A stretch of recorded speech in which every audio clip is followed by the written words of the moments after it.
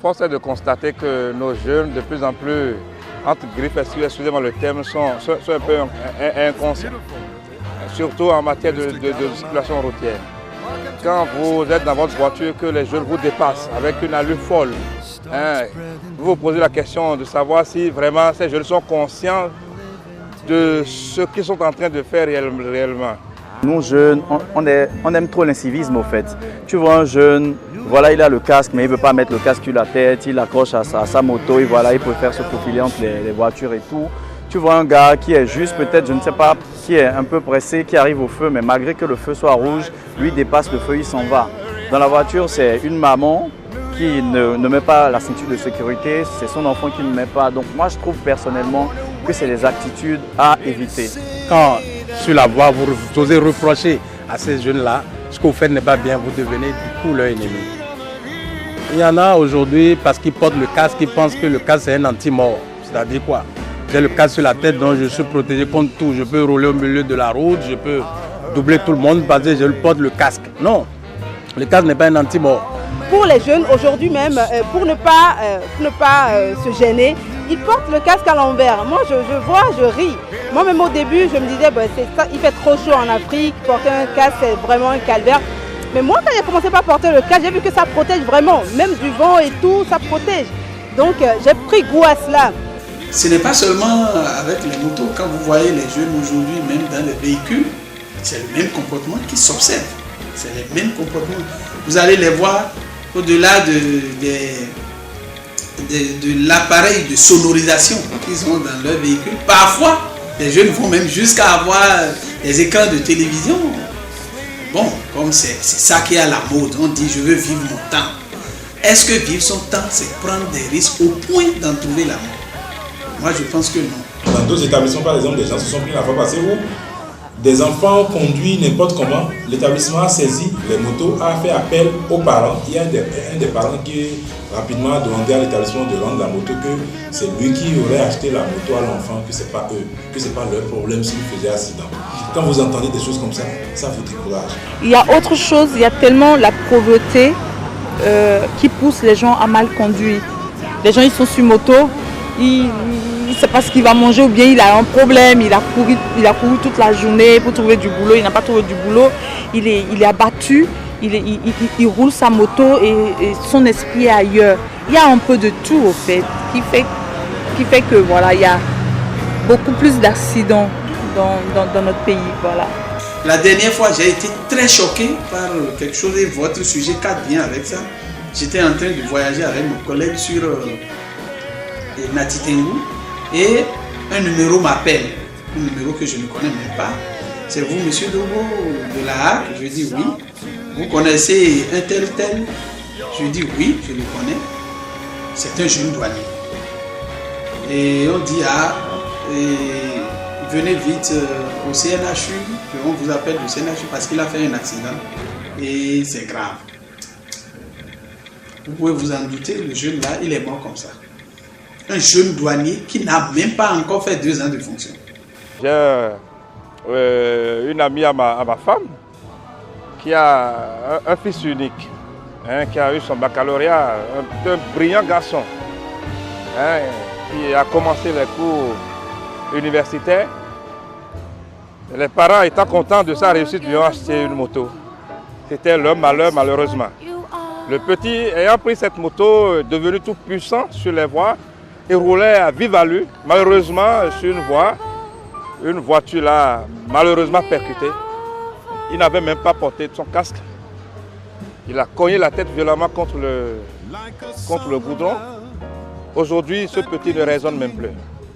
Il ne raisonne plus malgré tous les soins intensifs qu'on lui a administrés dans le temps. Il ne raisonne plus. Dieu seul sait s'il pourrait être récupéré, sauvé de cette histoire. Ce n'est pas du fait des parents nécessairement. Ce n'est pas parce que les parents ne parlent pas leurs enfants. Mais les enfants ont choisi de se comporter comme ça. Et c'est ça ce qui est dommage. C'est une question d'éducation. Il faut qu'à l'école, qu'on ramène l'éducation civique, la morale. Nous, on avait ça de notre temps, l'idéologie, la morale. Il faut ramener ça parce que les gens ne savent même pas le code de la route. Là où un piéton marche, Notre fonction première étant des hommes de médias, c'est d'abord sensibiliser la population. Je crois qu'à travers même les programmations musicales, à travers les émissions, nous devons ramener les gens à l'ordre.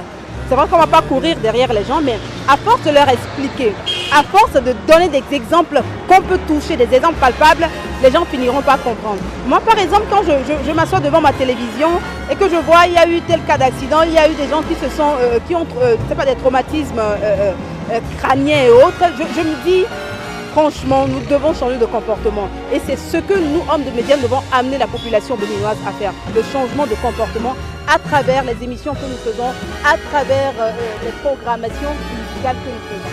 Nous, au niveau de la TV, nos missions, c'est sensibiliser les petits et informer. Je crois que nous avons au niveau de la radio une émission qui parle de la sécurité au niveau de la communauté FM aussi. Je crois que dans la nouvelle grille que nous allons démarrer à partir de 2015, il y aura une page, je crois, assez spéciale pour la sécurité routière, pour le trafic sur nos routes, où vous pouvez être informé de tout ce qui se passe sur nos routes à des moments donnés de la journée. Le matin, entre 7h et 7h et les après-midi. Ça prévient, ça permet également de prévenir. Nous sommes dans ce cadre en négociation avec le Centre national de sécurité routière. J'espère qu'ils vont nous aider à pouvoir informer les Béninois. Et de l'autre côté, nous avons au niveau de la télévision également, au niveau de la chaîne 1, nous avons les Maîtres de la route qui est une émission qui sensibilise. Sur l'Océan FM, nous allons essayer, nous avons toujours essayé, on a même fait vert. On a fait Verbal ici, qui est une émission du Centre national de sécurité routière, où nous essayons de montrer aux gens les dangers dans la circulation, comment est-ce qu'il faut conduire, les feux tricolores, comment est-ce qu'il ne faut pas les brûler, etc. On essaie d'éduquer. Mais nous sommes en train de réfléchir, nous voulons ajouter un plus. Ajouter un plus, c'est-à-dire quoi? Lorsque vous voyez, vous prenez des émissions de grande écoute de la maison, il faudrait qu'à partir de ces émissions de grande écoute, nous puissions, avec l'accord des structures autorisées, donner de petits conseils, de petites phrases à nos jeunes. Ils sont en train d'écouter de la musique sur une émission musicale. Si tu as ta moto, tu viens impressionner une fille, tu n'as pas besoin, sois gentil avec elle. Hein? Tu es poli, tu roules doucement, tu vas boire, ne bois pas la bière. Quand vous buvez, donnez la moto à votre camarade qui n'a pas bu, ou quand vous sortez en groupe, choisissez quelqu'un.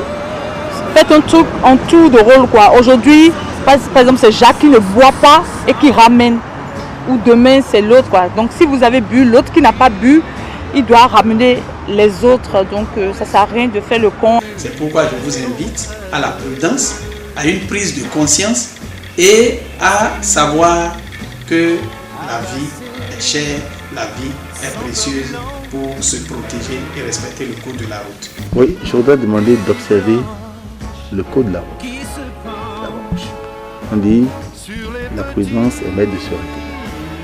Si vous avez le feu rouge, attendez. Si le feu orange s'allume, ça vous prépare à vous arrêter. Ne brûlez pas les feux.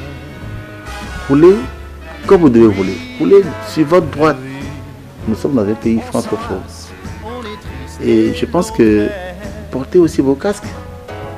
Portez vos casques. C'est la moindre des choses. Si vous avez de beaux cheveux, vous aurez le temps de garder vos cheveux tout le temps de votre vie. Si vous ne portez pas de casque que vous mourrez, vous n'aurez même plus le temps de défendre vos cheveux. Je vais leur dire de faire beaucoup d'attention parce que ce n'est pas bon. Mais si quelqu'un a décidé de filer, bon, tant mieux. Mais ce n'est pas bon parce que chaque pays fait son bilan chaque année pour voir combien d'accidents qui a été produit dans l'année. Mais au Bénin, nous constatons que notre bilan est tellement lourd. Des fois, c'est toujours lourd. On nous dit il y a l'accident par-ci, par-là. Mais la majorité des accidents, des cas, c'est ceux qui ont sur la moto. Les voitures roulent tranquillement de leur côté, mais c'est les motos qui cherchent querelle. Portez casque. Parce que ça protège votre vie. Avant d'être n'importe quoi dans cette vie, il faut avoir d'abord le souffle de vie. C'est très important. Portez vos casques. Et quand vous dites non, ça dérange, c'est encombrant et tout. Mais c'est mieux parce que la vie, C'est la chose la plus précieuse que Dieu nous ait accordée. Portez vos casques, s'il vous plaît. Voilà. Oui, la belle vie, la vie.